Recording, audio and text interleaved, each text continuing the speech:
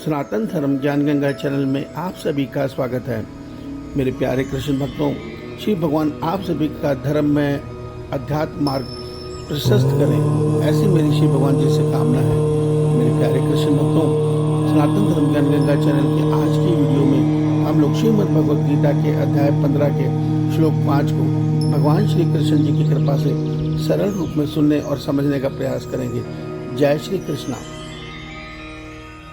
निर्माण मोहाजित संग दोषा अध्यात्म नित्या विनिवृत्त कामः द्वन्द्वैर्विमुक्तः सुख दुःख संज्ञैर् गच्छन्त्यमूढः पदमव्ययं तत्। मेरे प्यारे कृष्ण भक्तों, श्रीमद् भगवद गीता के अध्याय 15 में भगवान श्री कृष्ण जी ने इस संसार की तुलना पीपल से वृक्ष से कर दी और अर्जुन को यह सत्य समझाया कि हे अर्जुन, ये जो संसार रूपी वृक्ष है, इसकी जड़ें अर्थात परमात्मा का परम धाम ऊपर की ओर है, जहाँ से ये संसार रूपी वृक्ष बढ़ता है, फलता है, फूलता है, और नीचे की तरफ इसकी संपूर्ण खोपले और विस्तार है। और इसी विस्तार रूपी वृक्ष में सारे जीवात्माएं अपने अपने कर्मों के अनुसार फंसी हुई है। और जो संसार के इस वृक्ष की कोपोले हैं वो विषय भोग हैं, उसी को मनुष्य सत्य मानकर इन्हीं विषय भोगों में फंसा हुआ जन्म मरण चक्र में भटक रहा है। तो भगवान ने अध्याय 15 के श्लोक 4 में कहा कि हे अर्जुन, इस वृक्ष से निकलने का उपाय है वैराग्य को धारण कर, अर्थात शुभ आचरण को धारण कर और अपने मन को अपने परमात्मा में स्थिर करने का प्रयास कर। और नहीं हो रहा तो उनकी शरणागत लेके उनका नाम सुमरन आरंभ कर दे, संसार के सुख पाने के लिए नहीं, केवल अपने परमात्मा को पाने के लिए। इससे क्या होगा? इससे होगा अध्याय 15 का श्लोक 5। भगवान कहते हैं, मेरा ऐसा भक्त जो निष्काम भाव से मेरी भक्ति करता है, मेरा नाम सुमरन करता है, मेरा ध्यान आदि करता है, सब मनुष्यों में मुझ ईश्वर को देखकर सबकी सेवा निष्काम भाव से करता है, ऐसे मनुष्य के अंदर जो गुण मैं देता हूँ वो मान मोह से रहित हो जाता है, अर्थात उसको कोई मान पाने की चाह नहीं रहती, उसको संसार के प्रति मोह मैं खत्म कर देता हूँ। क्यों? क्योंकि भगवान उसको उसके हृदय में बैठकर उसको विवेक ज्ञान दे देते हैं, उसको सत असत का ज्ञान भगवान की कृपा से सहज ही हो जाता है। फिर वो ये सत्य समझ लेता है कि संसार में जो भी मैं पाना चाहता हूँ वो सब मृत्यु के साथ समाप्त होने वाला है, या अधिक से अधिक मुझे ब्रह्मलोक में ब्रह्मा जी की पदवी दे सकता है। मेरे पुण्य छीनने पे मैं दोबारा इस संसार में लौट आऊंगा। मेरे परमात्मा को पाने का परम धाम जो है, परम पद जो है, वो एक बार प्राप्त हो जाए तो फिर मनुष्य इस संसार में लौटता नहीं है। ये मृत्यु लोक को भगवान ने दुखाले कहा है, जहाँ बार बार चलने का दुख है, जहाँ बार बार मरने का दुख है। इतना ही नहीं, भगवान कहते हैं ऐसा भक्त नित्य निरंतर मेरी कृपा से मुझ में अपने मन को स्थिर करके सदैव परमानंद में जीता है। इसके कारण उसके अंदर जो आसक्ति हो गई थी संसार के प्रति, और उस आसक्ति के कारण वो दोष में अर्थात पाप में कर्म में लिप्त हो जाता था, वो भी खत्म हो जाता है। इतना ही नहीं अर्जुन, ये अवस्था से मनुष्य दुख और सुख के भाव से ऊपर उठ जाता है। वो ये सत्य देखता है कि सुख दुख तो मेरे पिछले जन्मों के कर्मों का फल है, और वो इन दोनों की परवाह ना करते हुए ऐसे सुख और दुख, ना सुख में अधिक खुश होता है, ना दुख में दुखी शोकित होता है, क्योंकि वो अपने आप को शरीर से अलग परमात्मा का आत्मा मानता है। वो कहता है ये सुख दुख मैं भोग लूंगा तो मेरे पिछले कर्म खत्म हो जाएंगे, इसलिए वो इनकी परवाह नहीं करता। क्यों? क्योंकि उसके मन में तो परमानंद बना हुआ है। अब सुख दुख की उसको परवाह नहीं है, आता रहे सुख, आता रहे दुख, इससे उसको कोई फर्क नहीं पड़ता। वो तो सदैव के लिए अपने परमात्मा के परमानंद में स्थित होता है। और वो मोह रहित साधक, भगवान कहते हैं, परम पद, अविनाशी परम पद पाने का अधिकारी बन जाता है।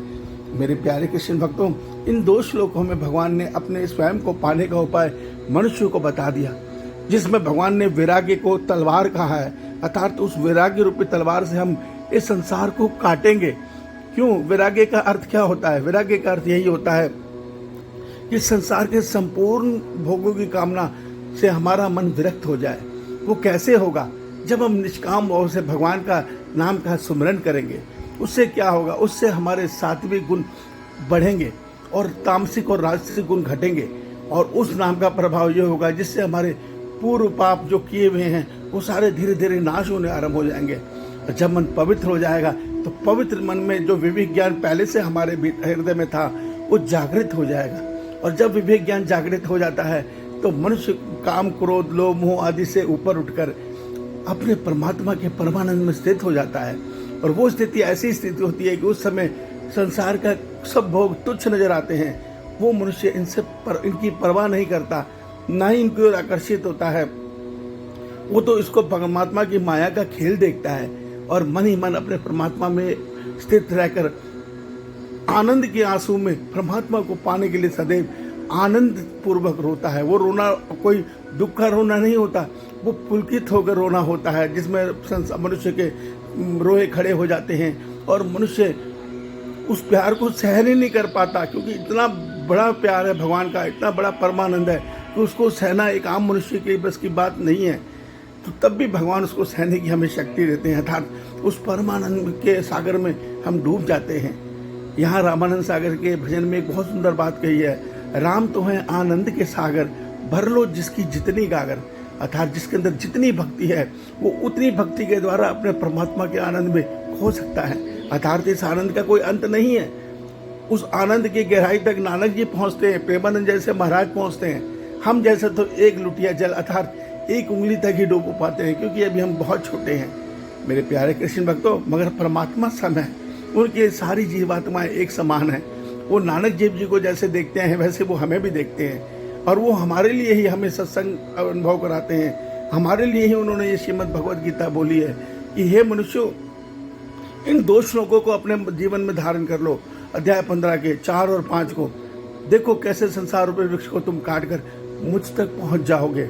मेरे प्यारे कृष्ण भक्तों, उपाय भगवान ने बता दिया। अब देखिए हम स्वयं पे कृपा कब करते हैं। नहीं करेंगे, विषय भोगों में फंसे रहेंगे तो क्या होगा? जन्म मरण चक्र में भटकते रहेंगे।